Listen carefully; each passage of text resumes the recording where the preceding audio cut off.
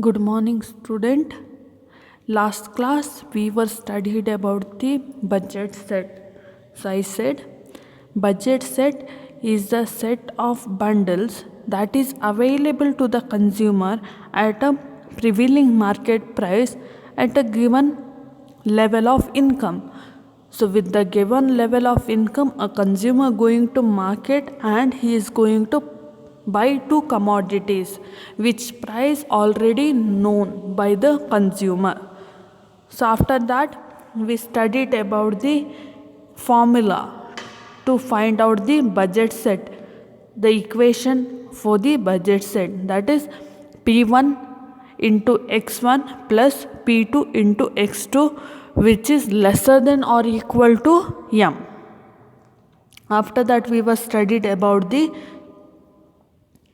consumer which and all the commodity that he can afford. After that we had gone through with the graph where there were different points. We studied about the 6 points where A and B is below the budget line, that means he is not spending all his income, and C and D on the budget line where he is spending all his income. E and F where is unattainable area or not affordable area where the consumer is not able to go for those commodity because he is not having sufficient money income in his hand. So today we are going to study about the slope of budget line. The budget line is a locus of different combination of two goods. So budget line, it explains the consumption or the combination of two commodities, that is good X and good Y, which the consumer consumes and whose price exactly equal to his income. So good X and good Y, what consumer is going to do? He is going to consume those commodity, and when he is consuming, the price of those commodity is going to exactly equal to his income. The price of the commodity is exactly equal to his income. Why exactly equal to his income? When we are studying under the slope of budget line, the consumer spending entire 20 rupees of his income to buy two commodities, that is good X and good Y. To buy mangoes and apple, he is spending entire 20 rupees. So that is studied under the slope of budget line. So what is budget line? Budget line separates what one can afford from what one cannot afford. So budget line is a line where it explains what consumer can afford and where is the consumer not able to afford those commodity. It is affordable and non-affordable. It is divided by the budget line. So budget line nothing but where he is explain the consumer whether he is able to afford those commodity or whether he is not able to afford those commodity. That is explained under the slope of budget line. So I repeat, the slope of budget line which separates what one can afford. So what and all the commodities or which and all the combination, whatever the combination you can afford, which and all the combination available for you or you can afford, that is explained, and the same time which and all the combination which you are not able to afford, that is explained under the budget line.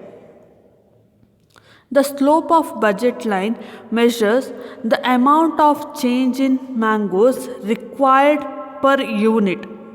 The slope of budget line measures amount of change in mangoes required per unit of change in apple along the budget line. So what this para means? When you are going to consume any particular commodity, you have to reduce the consumption of another commodity. If you want to have more amount of mango, automatically you have to reduce the consumption of apple.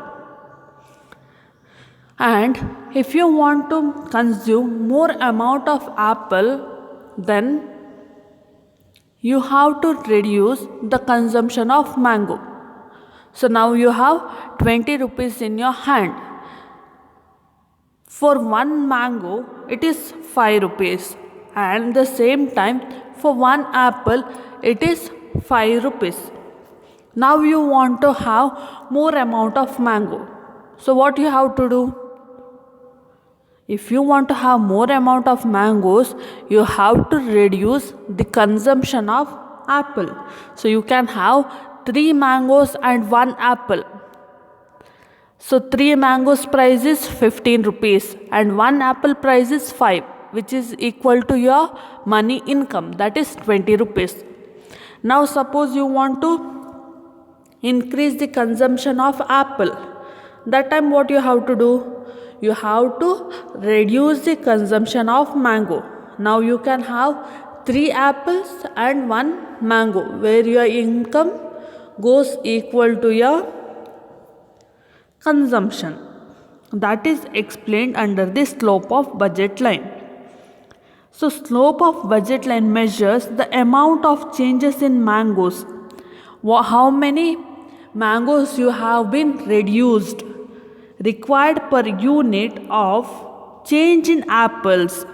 So how many changes you have done in the consumption of apple along the budget line.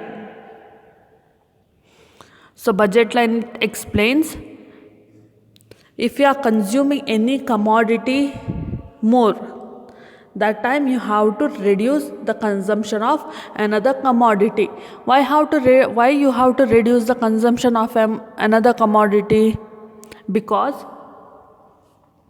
if you increase the consumption of another commodity also, so if now you want to have 3 mangoes and you are going to buy 2 apples, the price is going to be 25. 3 mango price is 3 into 5 is 15. Again you are going to consume 2 apple. 2 into 5 is 10. Total it will be 25. But how much income is there in your hand? Only 20 rupees. The 5 rupees will be extra. So you are not able to afford that combination. That's why either you have to reduce the consumption of apple or you have to reduce the consumption of mango. So that's why you have to adjust with the commodities. So you can see one here diagram. In that diagram, OY axis represent mangoes and OX axis represent apple and OY axis represent mango. And there is one symbol, so that we will call delta. Delta means, in economics when we are studying, delta means, or if you are studying it already in mathematics, the delta means it represents the changes in good y, the changes in good x. Delta means changes. So in this diagram, OX axis measures which one? Apple, and OY axis measures mangoes. So the symbol which is shown there, it is a delta y and delta x. So the budget line, you can see the left side of the budget line where you can afford those commodities and your spending will be less than your income. That means you are spending only 15 rupees, only 10 rupees. That will be on the right side. On the budget line, that means you are spending income which is exactly equal to your money income, which you studied last class. Above that line, what happens? Above that line, those combinations are available which you are not able to afford. So, in this diagram, OY axis measures the quantities of mango, OX axis measures the quantities of apple. So this symbol represent called as a delta, used to denote a change. It is represent the changes in good x or changes in the good y, that is represented by delta. Then delta x stand for a change in good x and delta y stand for a change in good y. So what is the formula to represent the slope of budget line? The slope of budget line is equal to unit of apple willing to sacrifice. Why you are sacrificing? To consume more amount of mangoes, divided by unit of mangoes willing to sacrifice. Why you are sacrificing? To consume more amount of apple. It is a simple one. The slope of budget line is equal to unit of apple willing to sacrifice divided by unit of mangoes willing to sacrifice. So by mistake I have written 2 times, so strike it out. So unit of apple willing to sacrifice divided by unit of mangoes willing to sacrifice, or slope is equal to minus p1 divided by minus p2. Why it is a minus symbol? Because it is a downward sloping curve. So this curve you can see it is a downward sloping from left to right, it is downward sloping. That's why it is having a negative slope. Why negative? To consume one commodity you have to minus another commodity. That's why it is a negative slope. So minus P1 divided by P2. P1 means price of good one divided by price of second commodity. Price of one means the price of good X, that is apple, divided by P2, that is the price of mango. The slope of budget line, which is explained what a consumer can afford and which and all the combination he is not able to afford. After that, the slope. So where it explained the changes in the mangoes required per unit of the changes in apple along with the budget line. Then you gone through the graph. After that you have to go through the formula.